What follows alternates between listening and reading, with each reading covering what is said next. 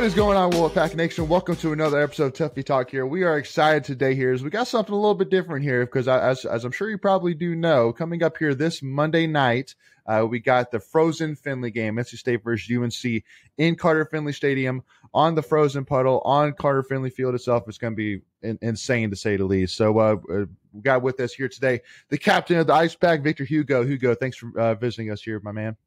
Yeah, of course. Thanks for having me on. I'm excited to do this. Yeah, for sure, man, for sure. So obviously, you know, the biggest thing of today is obviously previewing the game here Monday night, but obviously too wanted to kind of review the season, kind of let the fans learn a little bit about you as well, because you know definitely some things really stood out to me, especially on senior night, which we'll talk about a little bit here. But yeah, so you know, just kind of start off here, kind of start from the back, and we'll kind of work our way up here. But you know, kind of taking a look back at this season. So, you know, obviously going into the season, obviously, there was, you know, a lot of guys that were lost, you know, from last year's senior class for sure. But, you know, I think going into the season, you know, knowing that I think our average age is only like 19 and a half, so a very young team.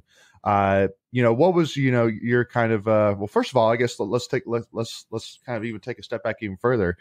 So, because obviously before you being the captain was Chris Solomon was captain for a couple of years. So what was your initial reaction when you got the news that you were going to be named captain? And I mean, was that something that, you know, that you had aspirations to be even going into the season? You know, what was kind of your initial reaction to that?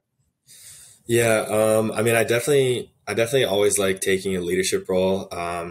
Not to, I guess, like to my own horn, but I like being a part of that leadership crew. And I think I do a pretty good job of, you know, getting the guys ready and, you know, making them know what they need to do. So yeah, when Tim told me that I was going to be the captain, I was really excited. And I mean, I know I had some big shoes to fill from previous years because obviously you have Chris Solomon, Eric Todd, Cam Mazikowski. All these guys have been really great leaders, and they've built the organization to, you know, the big organization that it is today. So yeah, I was pretty nervous, but I was excited and just ready to start the season, honestly.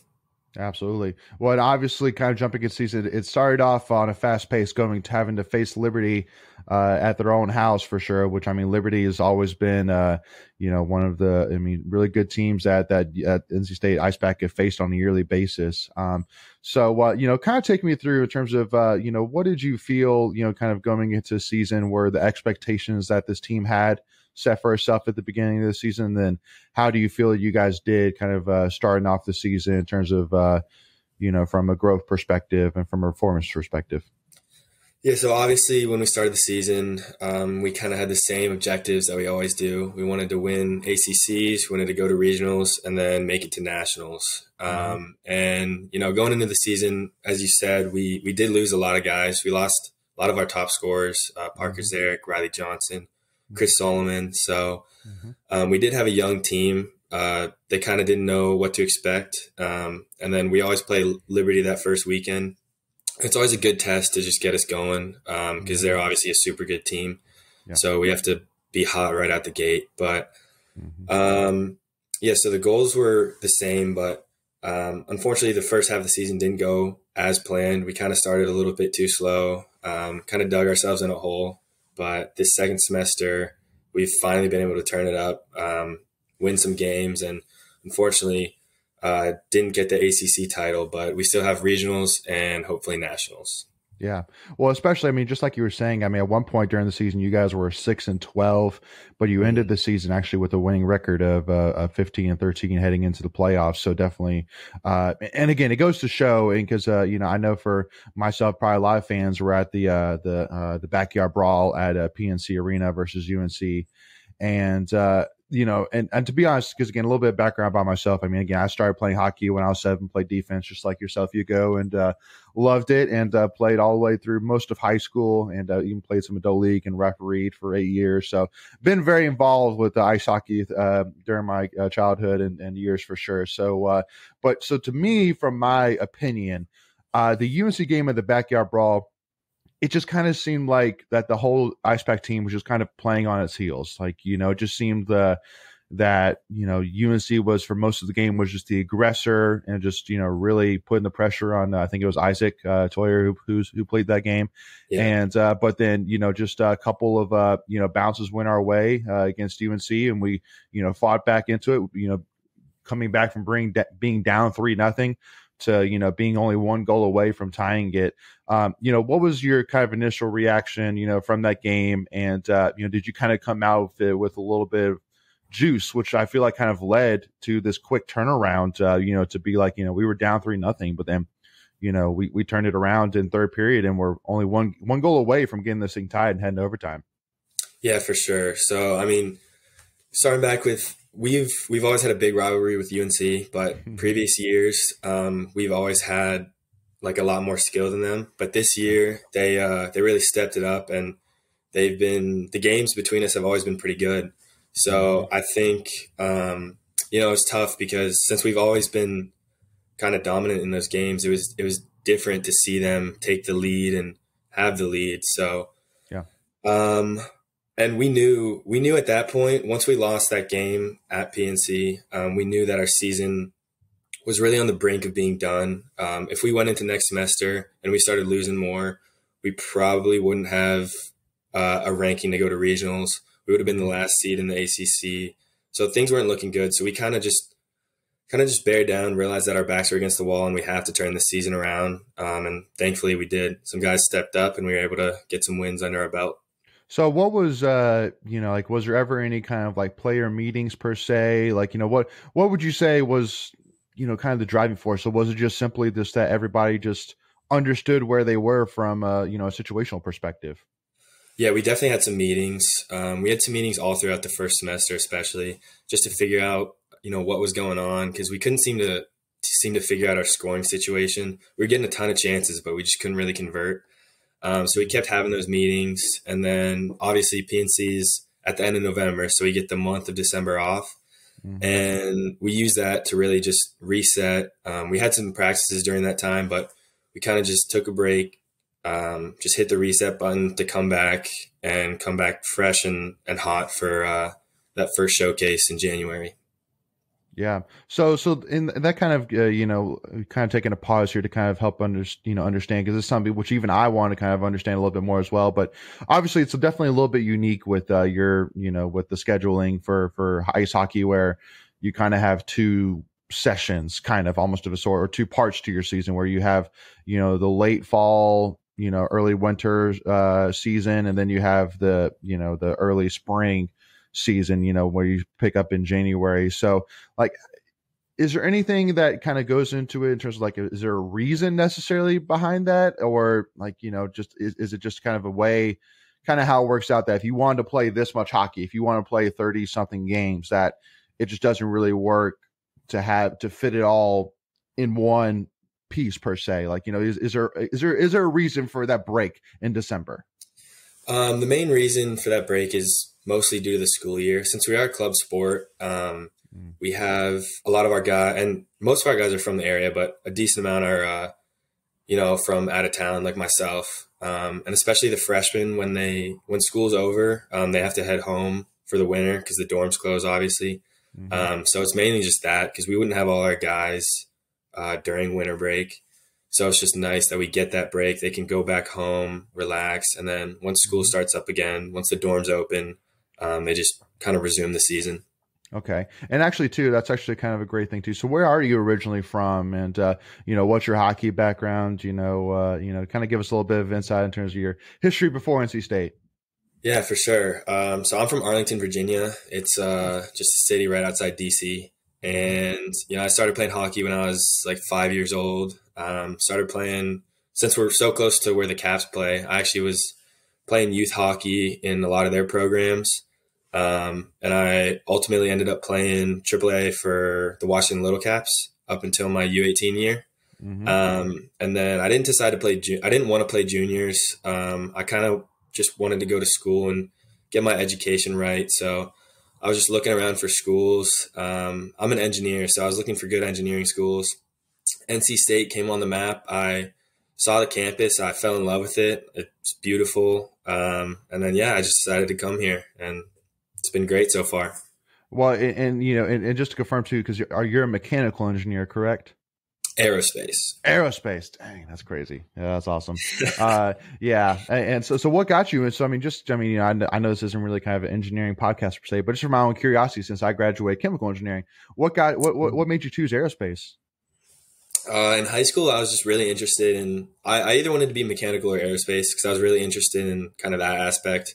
I Yeah. took a couple. I took a couple of design classes in high school, so that kind of cemented that I was going to do either one. And then I Hmm. ultimately chose aerospace just because I was really interested in like the jets, like the F-35, Lockheed Martin, and Northrop Grumman, all that kind of stuff. I just thought that was really Hmm. cool, and that's ultimately what I want to end up doing in my life, just working for one of those companies. That's awesome. Good deal. And we'll kind of talk a little bit more about that, here at the end. But kind of picking back up, yeah. So that definitely makes sense with the break, and you definitely again, once January came around, I'm looking at the schedule here. You started off with one loss against Lindenwood, but then you went on I think I'm counting here off the top of my head, 8-game winning streak all the way through February 3rd against against UNC. So and some big wins along the way. Obviously, beating Wake Forest and Virginia Tech, beating Virginia Tech twice actually, and University of Delaware. So definitely some huge wins there to kind of get back on track. But I'm definitely kind of curious, So first of all, how many years have you been at State? Have you been 4 full years at State or 5? Yeah, this is going to be my fourth year. Okay, cool. So kind of talk to me in terms of the away side, because like we see here, coming out of January, you guys traveled to St. Louis and played 3 teams. So how does the road trips typically work from a scheduling perspective? How do you guys balance being a aerospace engineer, for example, and traveling to St. Louis for a weekend to play 3 games, and then kind of a follow up question to that right after is, do you have a favorite uh, away trip that that kind of stands out in your mind from your time at NC State? Yeah, so the trips they are pretty difficult because obviously since we're not technically student athletes, we don't really get that absence verification that they do. Hmm. So we definitely do have to make up a lot of work, and there's definitely a lot of homework being done on buses in the hotel rooms just to make sure that we stay on track. But it's not too bad because we definitely get enough time. The games take up maybe like 4 to 5 hours of our day, just including warm ups and all that stuff. So there's enough time to get the stuff done. And favorite trip, that's a tough one. There have been a lot of good ones. Yeah. Um, I loved the Nationals trip 2 years ago to Bismarck. That was a lot of fun. And I think 2 years ago as well, we also went to Florida. We went down to play FGCU in their Nice. home turf, and that was a lot of fun because the weather was amazing there. Hmm. It was in February, so we were in shorts, t-shirts, even went to the beach. So just Nice. a lot of fun to hang out with the guys. That's awesome. Before we continue, I want to take a quick second to tell you about our sponsor, Flightland's Jessup Insurance Group, that has your whole world covered, with agents in 5 offices throughout eastern North Carolina to help you decide how much coverage you need. Offering policies for home and auto, recreational vehicles, commercial, crop, health, life, and employee benefits. They are able to combine options to find a comprehensive solution that works for you. Flightland's Jessup protects the things you love so you can spend less time worrying and more time enjoying them. Find them on Facebook and Instagram at Flightlands Jessup. You can also visit their webpage at www.flatlandsjessup.com. So please make sure to go and check them out. So, kind of wanted to jump here into the ACCHL playoffs, and we'll kind of touch base on that, and then we'll kind of see where we stand time wise. We definitely got to get to the Frozen Finley, and then talk about Mm. kind of what's next for what's left over for this season for the ICEPACK and life for you after NC State. But yeah, so obviously going into this tournament, obviously the team went in with I think a lot of momentum. Obviously, losing the first game of a 2-game series against UNC, first one at home, losing. But then, the next night to go to UNC's, arena, which at least from what Coach Healy told me, the head coach of IcePack told me, was that even with it still being at Hillsborough, which is, technically UNC's home rink, that there was still apparently more red there than there was blue. So, I thought that was pretty sweet.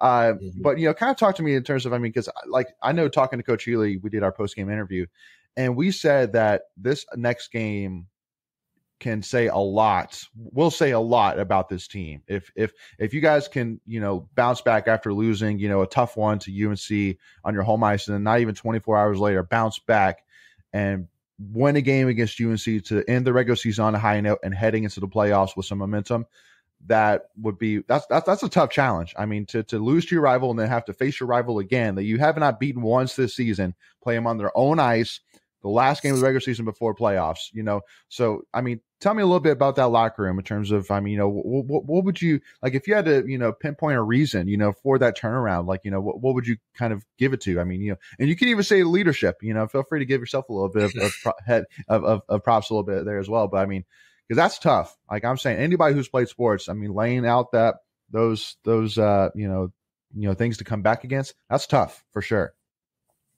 Yeah, we had a meeting after or before the second game on Saturday at Hillsborough, just the leadership group and the rest of the team, and we basically kind of said that this is a must win.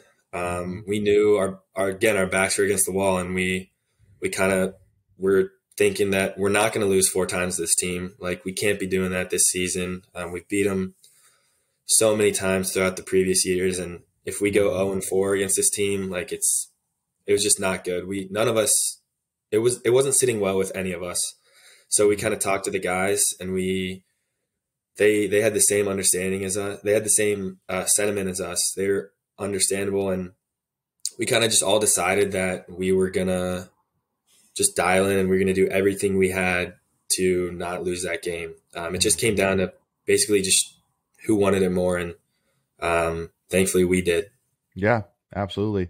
And I do want to kind of ask you one funny thing too, which I learned after the game, that I was talking to some of the coaching staff's wives actually, and they were telling me about the UNC goaltender and how he's 38 and he was a former Marine that, joined, that, went to UNC and decided to also play hockey while being at UNC as well.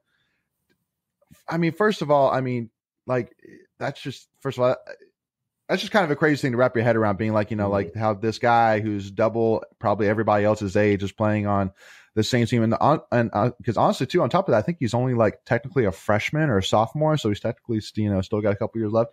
Does that, I mean, do you guys think about that at all? Like, do you guys talk about that at all? Just because to me, like, that just seems that's definitely unique, to say the least. Unique.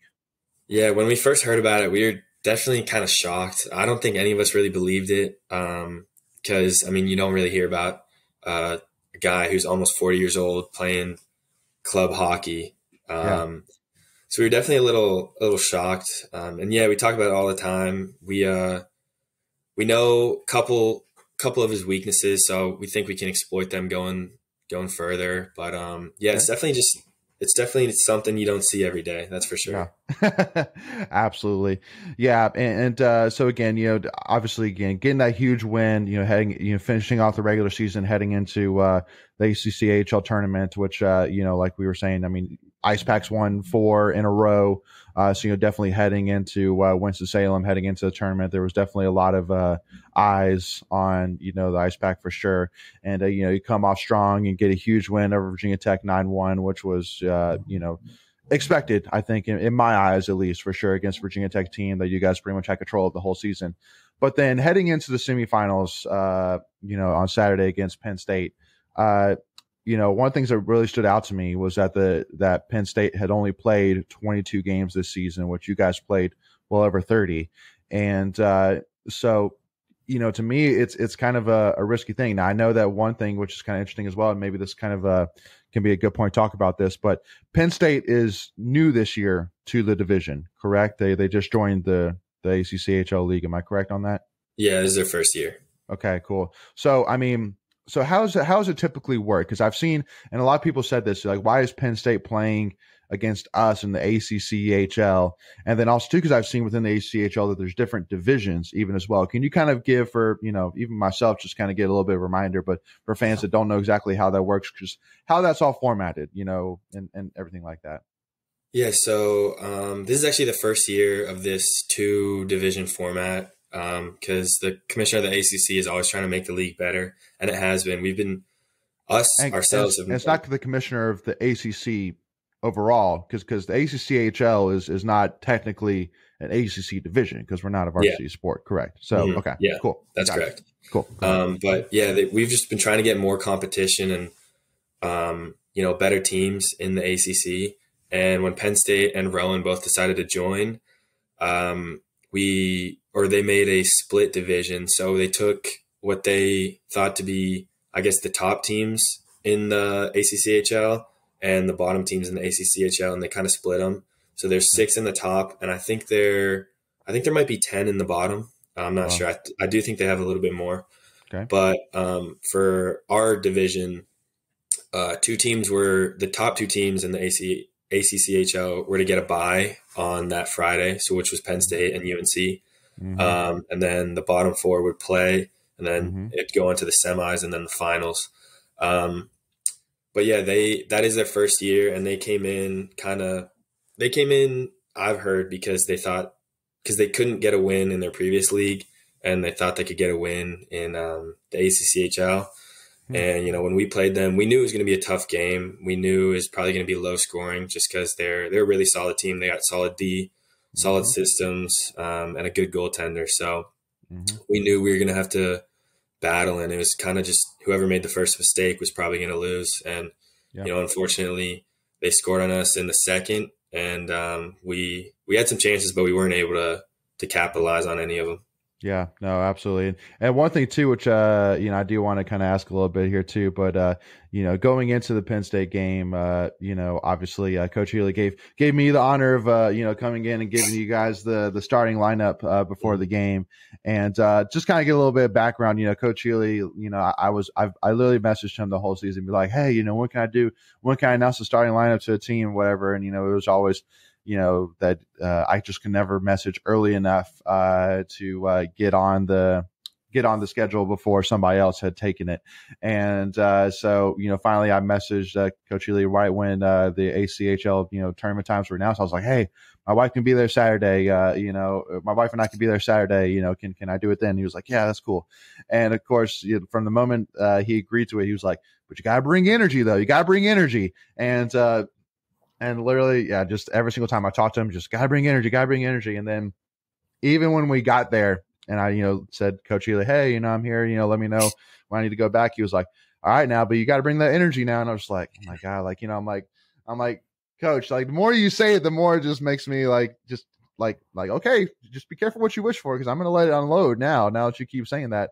And then on top of it too, cause I was nervous heading into it because, first of all, Coach Healy kept saying just remember, this is the last thing the players hear before they go down the ice, which I was like, oh my God. Okay. And then on top of it too, I guess, Kevin or Keith, whatever his name is, the guy who's, the ICEPACK fan, crazy fan or whatever. I guess he did, y'all's, starting lineup before the Virginia Tech game.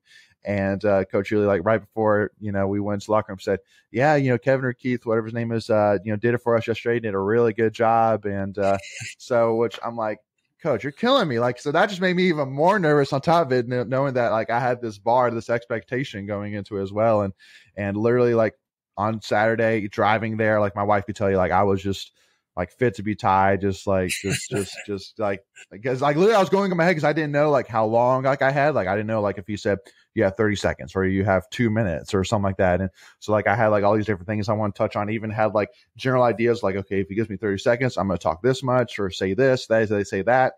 And so then once he told me, you have 1 minute, go. And yeah, it was just it was cool. It was awesome. And again, if you haven't seen that already, we posted it on our Twitter page, and it was fun. It was great. And I'm sure, I don't know if you saw it even as well, but the whole time my left hand was just moving the whole time, which it was a mix of nervousness, but it was also adrenaline. Honestly, once I started, I was just all right, just like Coach Lou said, I'm bringing energy. I'm letting it all go, ready or not, here we go. And so just wanted to kind of mention that. But so now I've said all that, Hugo, being a captain leader yourself, how would you rate my pregame speech from 1 to 10? And be honest, don't you don't have to be nice just because you're on the show, man. Feel free to give me some constructive feedback, man. No, it was really good. You definitely came in with energy, that's for sure. Let's go. And that's the main thing we need. We always say that to Tim and to the guys. We just need energy because we all feed off that. So I'd give it I give it probably a 9 or a 10. Definitely, Let's go. That's sick. definitely got the boys ready to play. Let's go. That's sick. I love that. I love that. Awesome. Yeah. So, we'll kind of dive into here more, to kind of wrap up, obviously this Penn State game, and then talking about, again, what's next for the season, talk about Frozen Finley a little bit here in part 2 here. So with that being said, Wolfpack Nation, make sure again, to follow this ICEPACK team again. This is a great team to follow, tickets to the games themselves. I know, for the Monday night game, Frozen Finley game at Carter Finley, the game's at 7. It's free, to go. So, I mean, again, to be able to see, a hockey game taking place in Carter Finley Stadium, happening NC State versus, UNC for free. I mean, you're not going to beat that. So make sure to go and support these boys and help them get this huge, huge win to kind of, shorten the series lead for UNC a little bit more. And so make sure to support them there. And with that being said, Wolfpack Nation, thank you so much for joining us here. If you want to see part 2 here, make sure again to hit that subscribe button, hit that notification bell, which is free to do, so that way you're notified on all your devices whenever we go live with any new in-state content. Hit this like button if you love in-state ICEPACK just like us, and also to give us a follow, Tuffy Talk now on Twitter and Instagram. We'll see y'all for part 2. As always, go Pack, y'all.